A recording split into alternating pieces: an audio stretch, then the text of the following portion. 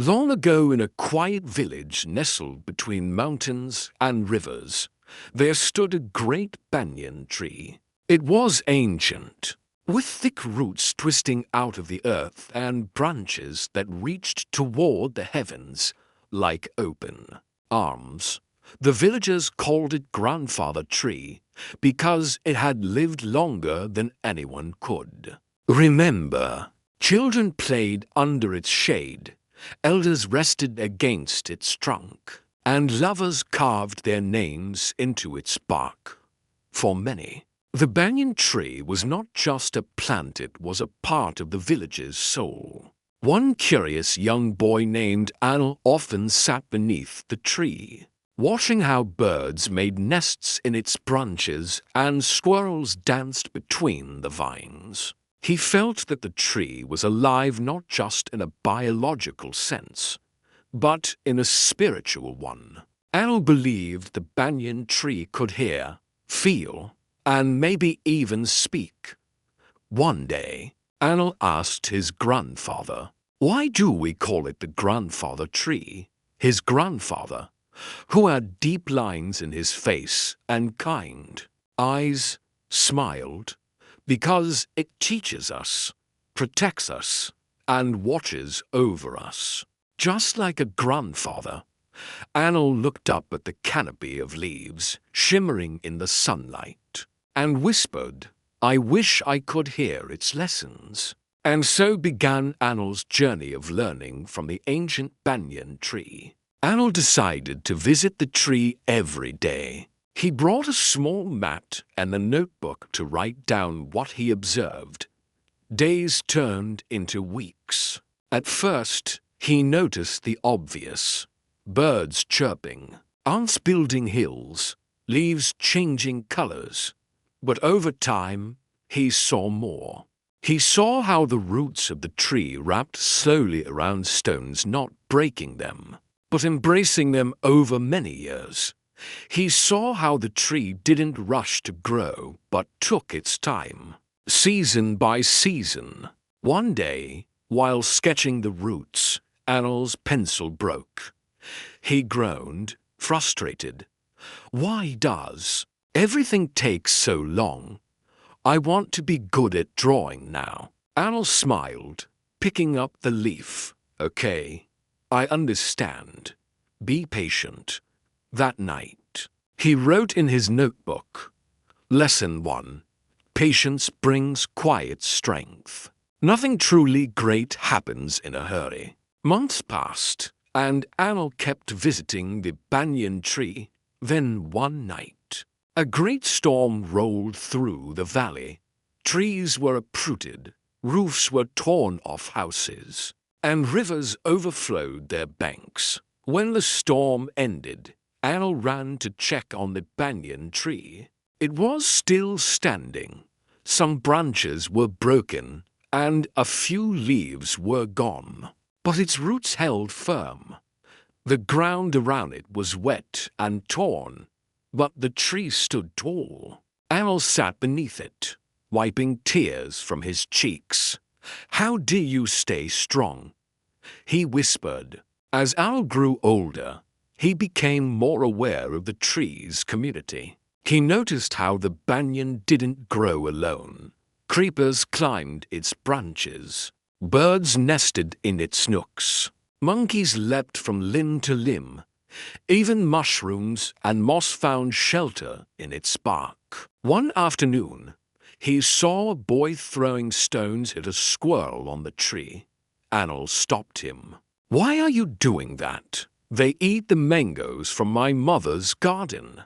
But this tree gives them a home," Anil said, "and they help spread seeds. Everything works together." The boy frowned, unsure. Anil continued, "If we hurt one, we hurt the whole tree."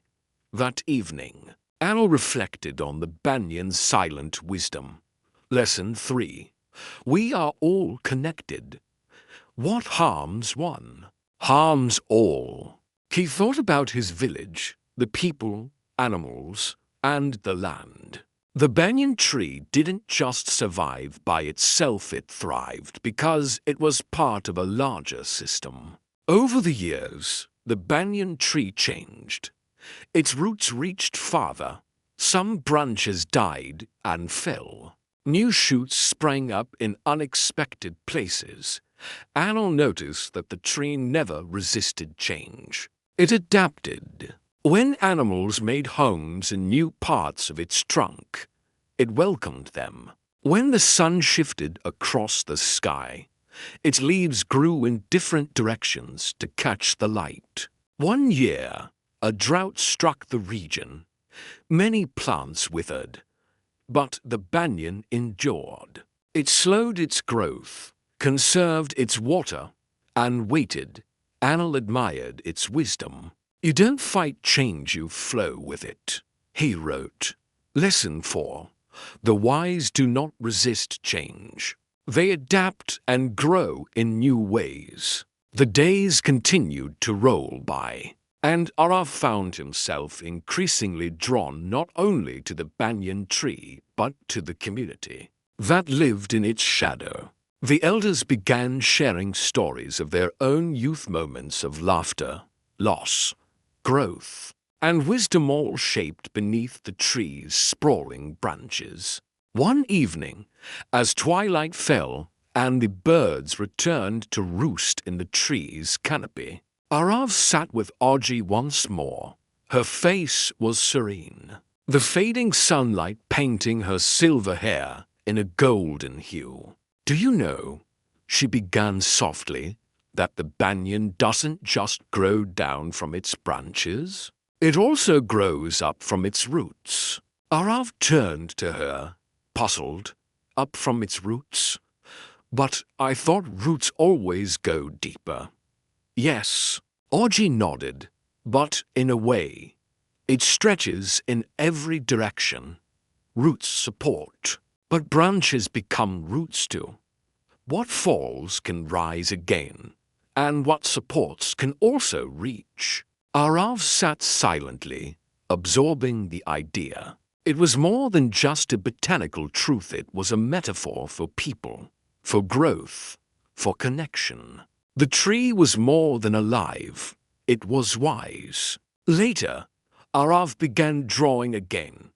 He sat beneath the banyan and sketched not just the tree, but the faces of the villagers, the playful children, the wrinkled smiles of elders, the baskets of flowers, the goats by the stream.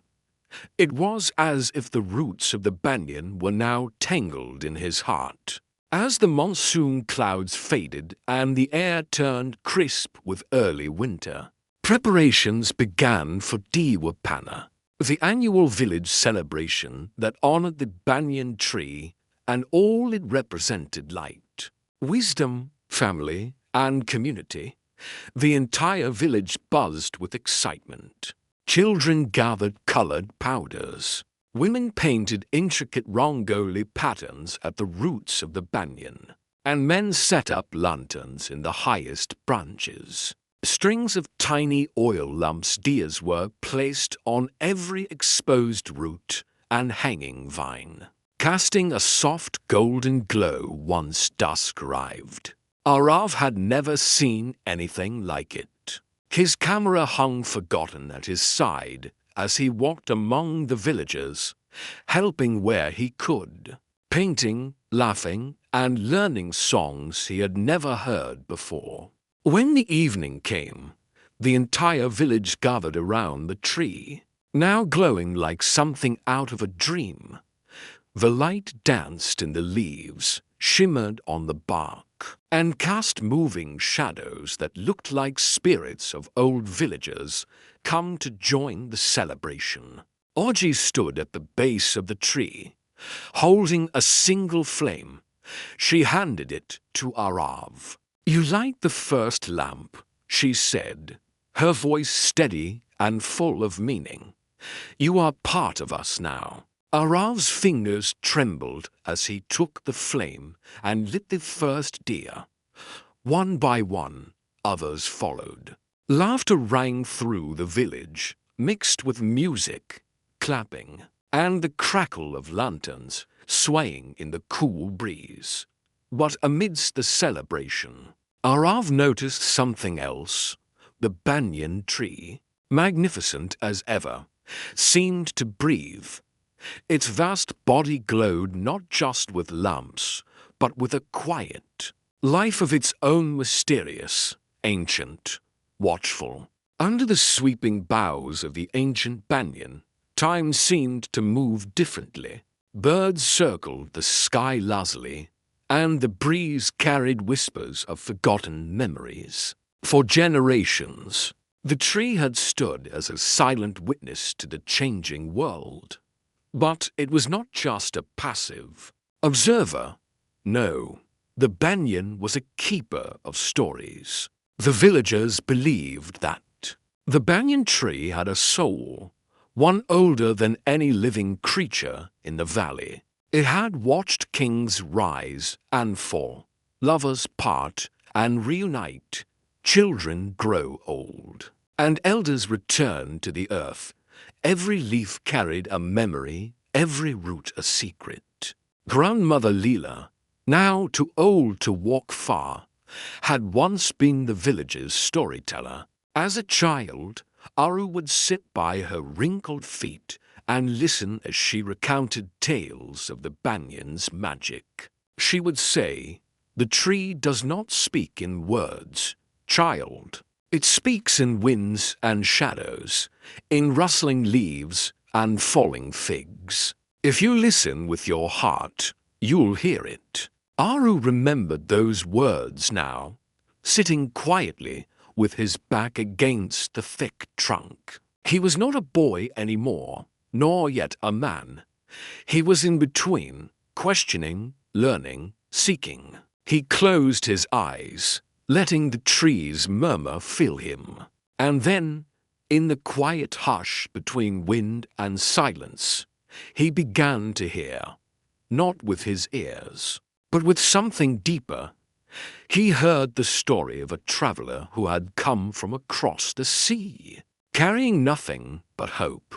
The tree had given him shelter during a storm. When he left, he planted a seed beside it in gratitude. He heard of a young girl, much like Aru's sister Mera, who had cried beneath the tree after her father passed. The tree had cradled her with shade and comfort, and when she grew up, she came back to plant flowers. Each tale was a lesson, a whisper of the human soul woven into nature's embrace. Aru smiled faintly. He realized he had been so focused on the world's noise that he had forgotten how to listen to its quiet truths. As Maya grew older, the banyan tree had become not just a teacher, but a companion steadfast, always listening and eternally wise. In the village, she had taken up the role of a young educator, teaching the children in a small open-air school built near the base of the great banyan. Each lesson was shared in its shade, and the children would sit in rings around her, notebooks resting on their laps and eyes wide with wonder. The stories she once listened to had become the stories she now shared. But something had changed. She no longer repeated them word for word. Instead, she wove in her own experiences, her own reflections, and her own questions, just as the banyan had taught her. One day, a young boy named Arav raised his hand. He was clever, a little impatient, and often questioned everything with a spark that reminded Maya of herself. "Why do the roots grow down from the branches?" he asked, pointing to the hanging aerial roots of the tree. "Why do the roots grow down from the branches?" he asked, pointing to the hanging aerial roots of the tree. Maya smiled, glancing up at the knotted roots that danced in the air before burying themselves into the earth. "They reach," she said. "They seek. The banyan does not wait for the earth to come to it. It extends itself slowly and patiently toward what nourishes it. Arav looked confused. But isn't it already in the ground? Why more roots?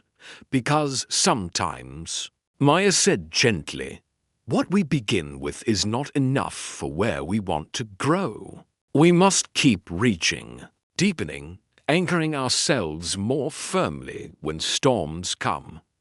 The banyan grows new roots not because it is weak, but because it is wise.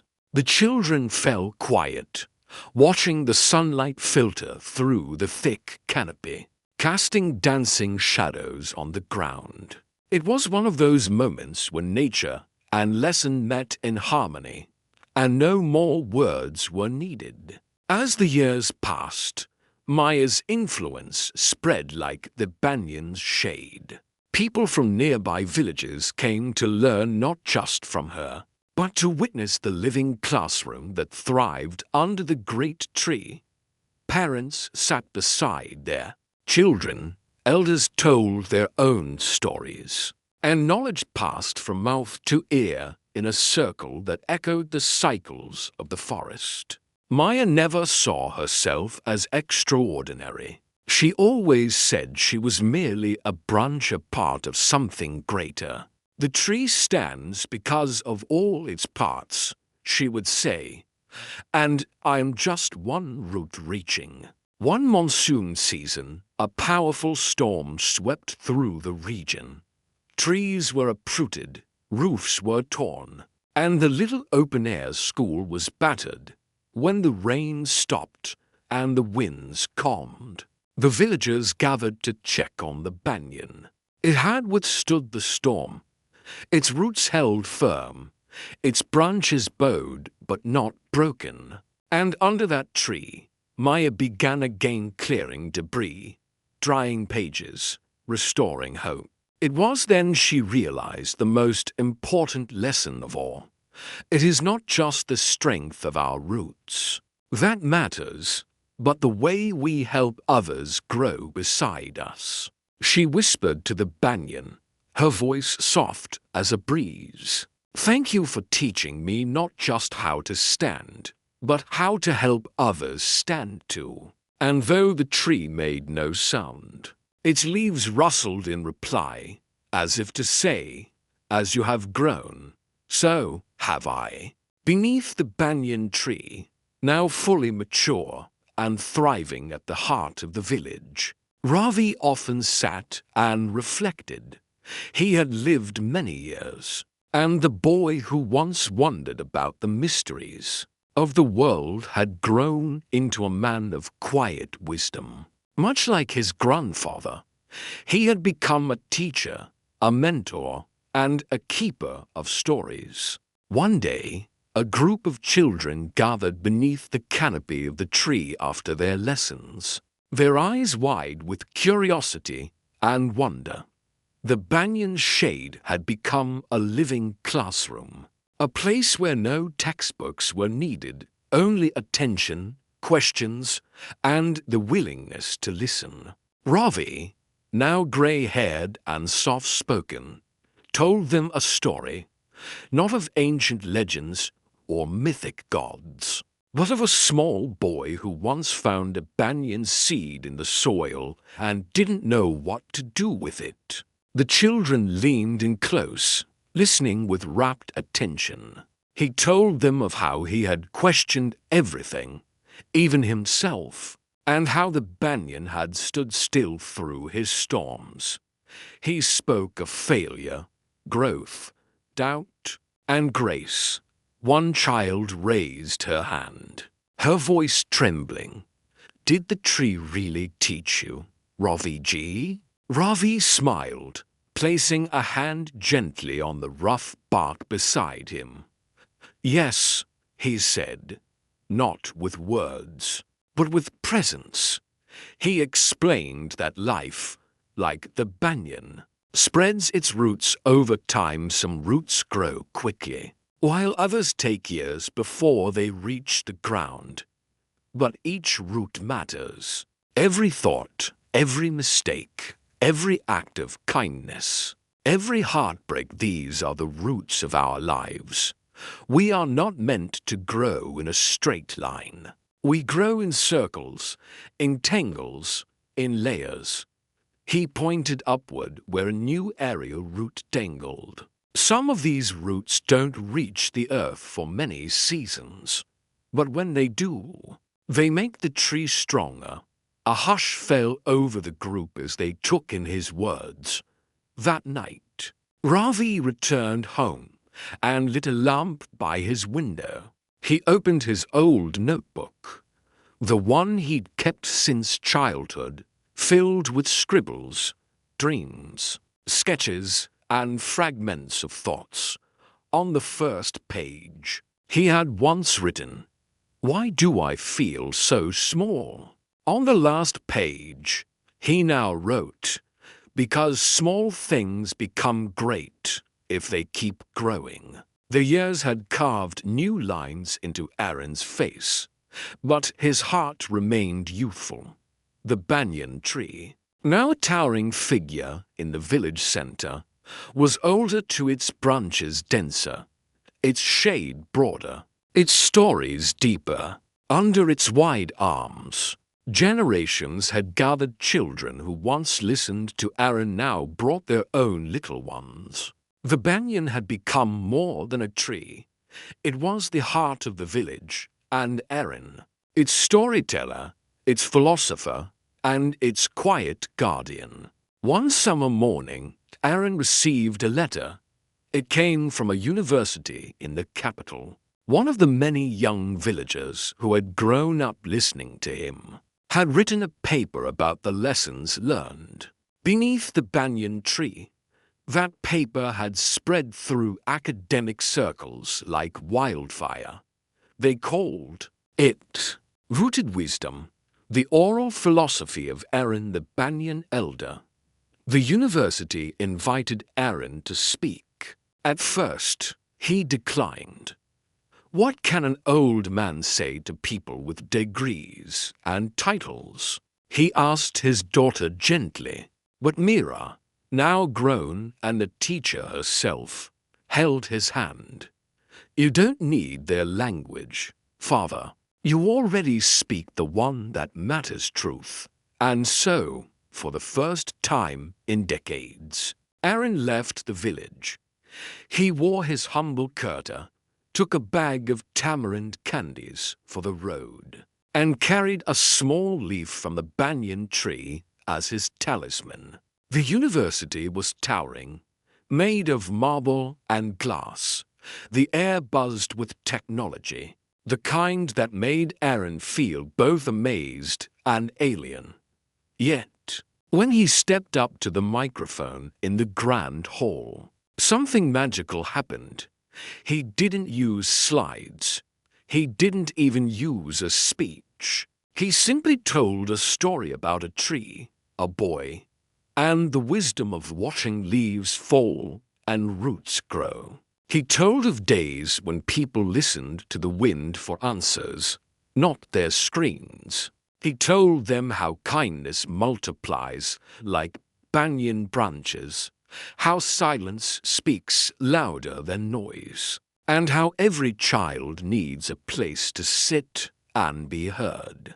The audience sat transfixed, professors, students, and scholars, all humbled by a man with no formal education, whose wisdom was ancient and new at once. When he finished, there was no applause at first, only a sacred silence. Then, as if breaking a spell, the entire room stood and clapped, not for a man, but for an idea. Back home, the village had heard the news. Aaron was a hero to them, not for the fame, but for showing the world what they already knew, that even the smallest village could grow minds. That changed the world. The banyan tree greeted him like an old friend. He sat beneath it once more, his back resting against the wide trunk. Children gathered, as always, Did the city make you forget us, Dada? A little boy teased. Aaron chuckled. No, child. But it reminded me why I love it here. Out there, they ask questions. But here, we listen. He looked up at the branches above, home to birds, memories, laughter, and quiet wisdom. The banyan tree had stood through storms and summers, through sorrow and celebration. And now, as Aaron watched the sunlight filter through its leaves, he smiled. He had done what every tree dreams of, not just to grow tall, but to inspire forests in distant lands. As the years passed, Aryan's wisdom, kindness, and compassion grew. The villagers began referring to him not just as a storyteller or healer, but as Arjun the Gentle. His fame spread quietly, like roots beneath the earth, strong but unseen. Many sought him out, but he never let pride take root in his heart. One day, when Arjun was in his 40s, a wealthy merchant from the nearby city arrived in the village. The man had heard tales of the wise man who lived under the banyan tree and wanted to challenge him. This merchant, proud of his intellect and riches, believed that wisdom could only come from education and money, not from sitting under a tree in the forest. He brought a large group of people and approached Arjun, who was helping a boy fix a broken clay pot. "I have a question for you, wise man," the merchant said loudly. "If you answer it correctly, I shall leave in peace. If not, you must admit you are nothing but a fraud." Arjun looked up and nodded gently. "Ask what you will." The merchant held a small bird in his hand behind his back and asked, "Tell me, wise man, is the bird in my hand alive or dead?" The crowd fell silent. It was a trap. If Arjun said the bird was alive, the merchant could crush it secretly and show it dead. If Arjun said it was dead, he could release it and let it fly away. But Arjun only smiled. "The answer," he said softly, "is in your hands." The merchant was speechless. For the first time in his life, he realized that wisdom wasn't about being clever. It was about understanding life, people, and choices. He bowed his head and walked away silently. That day, the banyan tree witnessed something extraordinary, not a victory of mind, but a triumph of humility and grace. Years passed, Arjun grew old, and the village thrived. Children learned under the shade of the banyan tree. Farmers made decisions together. Young people seeking their way would sit under its branches, hoping to catch a whisper of the wisdom that lingered in the air. When Arjun passed away, the entire village gathered around the banyan tree. No temple was built, no statue erected. Instead, they planted more trees across the village, creating spaces where others could grow, learn, and reflect just like Arjun had done. A wooden sign was placed at the foot of the banyan tree, engraved with the words, "Here stood a man who listened, learned, and loved." And below that, "The strongest trees bend in the wind. The brightest minds learn from the smallest things." The legend of Arjun and the banyan tree spread far and wide, not through shouting, but through quiet stories told by the fireside, shared in classrooms, and passed down in families. And the banyan tree stood tall, its roots deeper than ever, its branches sheltering generations, reminding everyone that the greatest lessons in life are often the simplest. Dear listener, If you've made it this far, you've just journeyed through a story of self-discovery, compassion, patience, and the power of quiet strength. Let this story remind you. You don't need to be loud to be wise. You don't need to be powerful to make change. You don't need to be perfect to grow. Sometimes, like Arjun, all you need is to listen, stay still, and let life teach you under the shade of your own banyan tree. Thank you for reading and listening. Until next time, stay curious, stay kind, and remember every great tree was once just a tiny seed of thought.